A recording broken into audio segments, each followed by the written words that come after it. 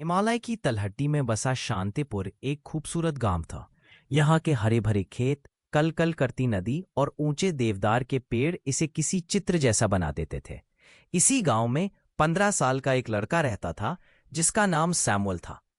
Samuel अपने नाम की तरह ही ईश्वर का तोहफा था। हंसमुख, दयालु और हमेशा दूसरों की मदद के लिए तैयार। उसकी आंखों में एक अजीब सी चमक और चेहरे पर मासूमियत थी। उसे अपने दोस्तों के साथ नदी किनारे खेलना, पहाड़ों पर घूमना और रविवार को चर्च जाना बहुत पसंद था।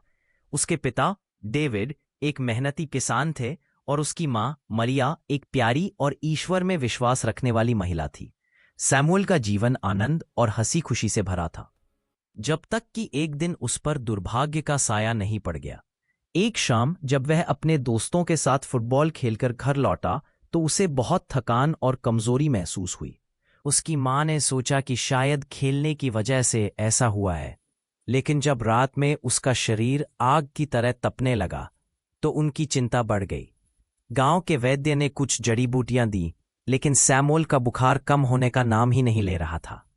दिन बीतते गए और उसकी हालत बिगड़ती चली गई। जो लड़का कल तक पहाड़ों पर दौड़ता था, आज बिस्तर से उठने में भी असमर्थ था। उसकी हंसी कहीं खो गई थी और शरीर कमजोर होकर काटा हो गया था। डेविड और मारिया ने अपनी सारी जमा पूंजी लगाकर उसे शहर के सबसे बड़े अस्पताल में भर्ती कराया। शहर के अस्पताल में हफ्तों तक सैमुअल के कई परीक्षण हुए। डॉक्टर नई नई दवाइयां आजमाते, लेकिन उसकी बीमारी किसी की समझ में नहीं आ रही थी।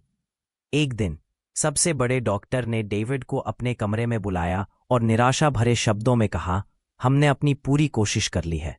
विज्ञान के पास अब कोई जवाब नहीं है।